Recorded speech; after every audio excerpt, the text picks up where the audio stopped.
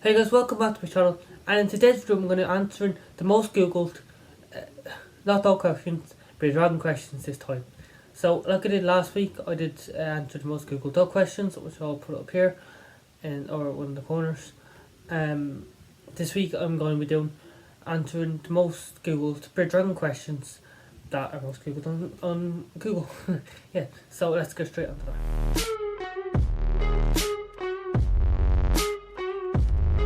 First question, and as you've seen, I'm not going to be using pictures for this video. What I'm going to do is, I'm going to use pictures in a different way to the last time. I'm going to put the question box here, put a question here, and then put a picture related to that question on the video somewhere, like a sticker. So the first question is, are bird dogs deaf? The bird dogs are not deaf, they can hear you, and can hear their surroundings, kind of what's near them, what's what. Especially dogs need that if they're going to go hunting or need to defend themselves against a predator in the wild, or so if you didn't know that, that's actually a fact that bird dragons can hear. They have ears, except our ears are internal, our eardrum, which theirs is external, so they have so their little eardrum is not inside there, it's not inside the hole of there, it's on the outer. So also that you want to make sure you don't pop it when you're ever doing something what to do with their, especially that's why they shed that predator ear as well. Which also you want to make sure when you're baiting for drunk you don't want the water to go into their ear either. So that's why you have to be careful sometimes. So yeah, bird dragons can hear, they're not deaf. Now for the next question that's most googled on Google about bird dragons, do bird dragons have venom? Well, no. I can say that now, they don't have venomous, they're not venomous or venom. Now I'm saying that they do, but we'll get into it in a minute. Well, they don't, not affect that, they don't have venom that's effective to humans. Now they do have venom glands like most reptiles do, and they do actually, which means they produce a sort of like venom, which is why I call it venom. Might be right. So this is another fact. And two facts in the go where I call it bird dragon venom, and what that venom was for. Now there isn't enough research so far scientifically, but I do know it's harmful to small insects and maybe mammals and little lizards that they eat, because bird dragons are omnivores, so they eat plant matter and meat matter, which means omnivores. But what I'm trying to say is they do have venom glands, which they have a very mild venom, not effective to humans, but effective maybe to small mammals and small organisms that have a small immune system, so not a very big immune system that wouldn't be able to fight off a venom they have. So yeah, that's that question answered. Do dragons have venom? And answered no. The next question, I actually wish I had venom with me, but to show you the evidence of this. But next question is, are bird dragons friendly? And I can tell you now, they're very friendly. So unfortunately, venom's information, so I cannot take her out and just start playing with her. But they are very, very friendly. It's very, very rare to come past one that's aggressive, but they only become aggressive depending on how you care for them. So only times I feel a bird aggressive is either they're mistreated or abused or something neglected, or else if they're a new baby coming out of the egg and they don't know what to see, just to see, they're just seeing the world for the first time on the right, and they're saying, what's all this, attack, because you don't, and then they adapt to you and then your surroundings, and yeah. But bird dragons are friendly, so to answer that question, yes, bird dragons are friendly. This time, yes, they are. As in, they are friendly, so yes. So going on to the next question, which I think is mainly for well, maybe not, I shouldn't say Americans, but the terminology in the question is American. But this question is mostly for the places that have maybe high temperatures or have a chance of bird dragons becoming native to escape. Which you'd probably guess, do you need a license or a permit for bird dragons? So that's why I said permit American, and license probably used all throughout Europe. That's what we call it. So not that I know of, you don't need a license or a permit for a beer dragon. Now I'd be highly surprised if I seen a place, unless it was like high a chance of a native become native in that place if they escaped. But most of the time, most that I know, places that I know in the world, you don't need a permit or license to have a beer dragon. Which means, yeah, go get yourself a beer dragon. You really do research, so make sure you do that. Yeah, do research. So, yeah, you don't need a permit or license depending on where you are in the world. So yes or no. So yes, in some part of the world, I don't know, but I'm also honest. For this video, I'm going to say no. You do not need a permit or license to keep a beer dragon. Now, for next question, what do beer dragons eat? As I said earlier, beer dragons are omnivores, so they eat plant matter and meat matter. So which means they eat kind of things like, well, I'm going to say this first actually. They eat variety of things. I don't like using the word staple, and that's what many YouTubers on YouTube will say. Staple. X the word staple. Variety is what you want to hear. So variety means providing everything, a little bit of everything. Which, one certain thing is bad, because you can't have the good without the bad. You need the bad first, and you need the good. As in, you'll hear spinach not being fed, saying, oh, it's toxic and all, not toxic. Well, I mean, like, it's calcium binding, or like it's like kale and spinach. They're mostly combined. I've said that, calcium binding, and then they have this in them, which makes them beer dragons go diarrhea. All this. But my answer to this is what the beer dragons eat. Eat variety. So a list of variety could be spinach, kale, rocket, or I don't know how to pronounce this now, I butchered his name, but arugula, I don't know how to pronounce it, but arugula, yeah, and then there's butternut squash, that's actually a vegetable, sorry, and then there's mustard green, collard greens, I'm trying to think of American ones, and spring greens, there's a mix, and then that's the main ones I know. And then you also have flowers and vegetables and fruits. Now with fruits, you don't want to give them too much, because they can't actually find fruits that much in Australia. The tolerance to fruits is not that good.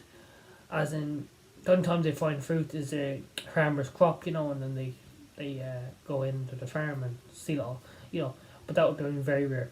So yeah, you probably only want to give fruits maybe once a week or twice a week. I'd probably say twice a week, because they get it really, so that's only like twice a month. So once every week, or once twice a week. So that's two times out of 2 days of 1 month they get fruit. Then for flowers, you can give that everyday vegetation. Some cause that flowers, yeah, that you can give that every day. That's variety. Then for vegetables like carrots, they're like, consider them like fruits, and stuff like that. There's butternut squash, I think broccoli, which I'd put a carrot as in being. So some vegetables are okay, and some now I don't know off the top of my head, but if I took time to think about it, I probably would have a list of vegetables, but that's some of them there, I just said. And then for bugs, yes, you want variety, or live food, you want variety. Now, for venom, I have crickets, locusts, mealworms, superworms, what you want to call them, deer roaches, and mealworms. And yeah, that's it. That's 5 different live foods that I have. And that's it, is it? Yeah, that's 5 different live foods I have. So they're switched up. Now, depending on the age of your dragon, I'm kind of going a bit far out here with this question, but depending on the age of your dragon, it's of course you need different requirements of different feeding guides for your dragon. So, for example, babies to juveniles, I'd feed baby every day, for all ages actually, every day salad, their greens, and then for bugs, I'd feed 2 to 3 times a day, and 5 minute time maintenance, so that's 50 minutes in total then, or 2 3 times a day, or 10 minutes or 15. Then for juveniles up to about subadult, I would do live food every second day, and same thing, 2 3 times a day, 5 minute which means 10 minutes or 50 minutes. Do that every second day, and then solid every day. And then adults then, which is about 12 month, 18 month plus, you about there, and that age, you want to start doing it solids or greens every day, and then only 2 times a week you do, but this Friday, you do bugs, which depending, actually going back kind of, depending on how the, the, the size of your live food, depending on how much you actually defeat. I know I did get a time guide, but you want to make sure that you give them the right size as well. And the big typically I say is between the eyes. Now, sometimes I say that, sometimes I don't. I think it's actually myth, because they can chew. Don't forget they can chew and chew up, little tiny bits and then swallow. But if they're too big and it's too big chewing, obviously then they're big. Well, you'll know yourself, but when you see it. But they're not, if you get them a full size carry, they're not going to eat, even the two at all. So, just an example. But yeah, that's really it, and what you feed a bearded dragon, and actually how to feed a bearded dragon properly. So yeah, what you feed a bearded dragon, all that way I said, 'cause I'm not going to repeat it again. And yeah, that's what you feed a bearded dragon. So next question, what defense mechanism do bearded dragons have? Let's fix my error. So okay, so they have, they can whip their tail, and most commonly is what they call bearded dragons. It's a big puffy beard, black. They turn it black and puff it out. Which there'll be a picture here in a sticker picture, and you'll have to see that the beard puffs out on black and looks big spiky, and then the predator goes, oh no, I don't want to eat that spiky black thing, looks disgusting, it's toxic. And actually, going back, sorry, to what I said about the food, I first got to say tomatoes and fruit flies, red fruit flies, and avocado, yeah, they're all toxic, yeah. Just to back, yeah. Now, back on to defense mechanisms for bearded dragons. So, defense mechanism, yeah, so the beard and the tail. And the spikes really kind of around their side, and they're spiky, the scales. So, predators would think that's, oh no, that's kind of disgusting, that's toxic, I'm not going to eat that. So that's what bearded dragons' defense mechanism is. So yeah, defense mechanism for bearded dragons. There you go. Next question is a very controversial topic. Now, what size enclosure or vivarium do bearded dragons need? Now, the bare minimum is a 4x2x2. That's the bare minimum for bearded dragons. They need a 4 foot by 2 foot by 2 foot. Not these, which is a 40 gallon extra 36 by 18 by 18. They're not what you need for bearded dragon. People will keep bearded dragons in these, and it's just not enough space. It's literally like this much. Yeah, this much. Yeah, which is like nearly 4 of my shoulders. That's not enough. This is 3 foot. And actually this will actually come up in the next few questions. What size bearded dragons get? Actually, I might not put that question in, because I'm just answering it now. What size do bearded dragons get? Bearded dragons get 2 foot long. So if this is because it's 3 foot, you only have 1 foot of space. That's when you need 4 foot, which is double what they are. That's what they need. Now realistically, I would give them more. I don't give any more. I have a 4x2x2. Well, I could argue. I meant to say 1.8, not 1.6. I ordered the wrong thing. Blame me. Yeah. And I'm saying bare minimum 4x2x2. I have 1.6. I wasn't. Which is the same as 18 inches as this, the same height. But, it's the same height, but just 4 foot, She is more of a digging bearded dragon, which is fortunately for me, that she likes to dig more than was a climb. She does climb also, but she digs more. So that's what size you need. I'd recommend maybe if you want to go more than bare minimum, that's bare minimum. You're not going to go more under that. You can't go 3 foot by 2 by 2 by 2. You need 4 foot or you can go 5, 6, 7, 8. The biggest closure I've seen was 10 foot, which is massive. I don't know where I've seen it or what from, but it was big. That's all I'm gonna say. But yeah, which is 10 foot is a massive enclosure, and yeah, that's perfect. That's only 3 times.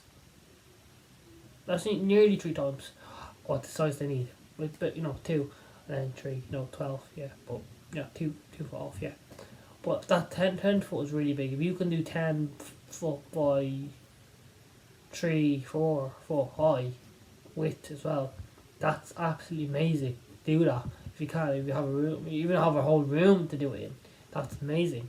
Yeah, do that. Give them a whole room. Just have to find the right heating and lighting. And make sure you have enough standard humidity as well. So yeah, what closures beer dragons need? 4x2x2 or bigger. I'd recommend go bigger, but minimum 4x2x2. Now for the next question, which you should know if you own beer dragons, is definitely, or if you're interested in getting a beer dragon, or even you should know in general. It's a general knowledge kind of question. Now, where do beer dragons come from? Beer dragons come from Central Australia, so in the middle, right back in Australia. So that's where they live, or from, Central Australia. Now that's where Bergona viticeps is from, I should state. Yeah, and then there is 9 other types of beer dragons, which is Bergona minor, Bergona. Oh, I don't know. But there is like Rankins, Eastern beer dragons, and there's many more. But the ones kept as mainly as pets are the Central beer dragon, which is Central Australia, the common one, most common. Then there's Bergona, then there's Rankins dragon, and then there's Eastern beer dragon. They're most common kept. In Europe, it's mostly the Rankins dragon and the common beer dragon, this from Central beer dragon, sometimes called, and then the Eastern is really kept where really, as in like they're very rare to find. You won't find them kept by many people. So yeah, that's where beer dragons are from, Central Australia, or else around the border of Australia, depending on the 9 other types of dragons you're talking about. Now, next question. How long do beer dragons live? Now, beer dragons live in captivity. It's 10 to 15 years, and then in the wild, correct me if I'm wrong, I think it's like 3 to 5 years, 3 to 6. So it's a pretty young age, but considering they're in the wild, yeah, it's okay. It's the right age, kind of okay, acceptable age. Where in captivity it's longer because we're kind of treating them from any diseases, viruses, sicknesses, any illnesses at all, and protect them from. Now, for the next question, I'm going to touch on very, very briefly, because I do want to make a whole video on it, clearing it all out. But the question is, are He-Rocks safe for beer dragons? Now, I'm going to say no. For any reptile, He-Rocks are not safe for beer dragons or reptiles at all. And that's because the heating element is inside this. Your beer dragon or reptile or snake will be lying on top of that heating element, which makes, you're not on top of it. They're going to get burnt, even if you hooked it up with a thermostat. It's just still going to get burnt somehow. So they're not safe at all. Where if you think for a same thing really for a HEMA, I'll make another video as well, as I said, clearing this more out. But I'm going to say, they're not safe, because if you think for instance a heat bulb, they're not actually lying on top of it. They're just getting the heat from it, the heat rays, the infrared A, infrared B, UVA. We could go through all that in another video.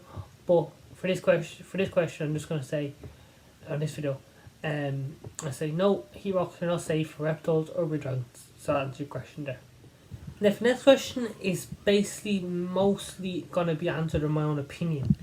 Now, do beer dragons become depressed is the question. And my answer to this is yes, or sort of. Now, I can answer this from my own experience rather than not from just fact. Now, they can be really stressed. They can come stressed, and that can be known as depressed, because they're stressed, they're anxious, they're in a very negative, sad, emotional state.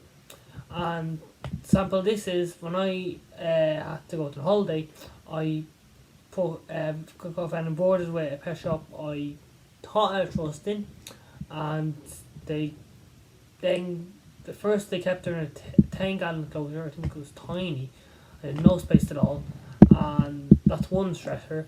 And another thing was I actually get them food, which they actually give that to all the reptiles, which I don't mind.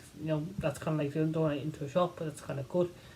But how they used it was just, I'm not gonna name the shop, but how they used it, what I didn't like, they filled the bowl with carrots only, and I don't know about live food. I can't say nothing for live food. I don't know, but I know for the crested geckos in there, they're feeding the jelly tubs, which they're like on another level, and not like food. Like you feed them to insects. They're made for insects because they're not good at all. Just throw random stuff for your insects. But like even at that, I wouldn't even give them insects. They're just crap. Never mind your crested gecko, giving them the sticky diet. And that's not Pangea or Pangea, and what's the other one? What's the other one? It's Pangea, and then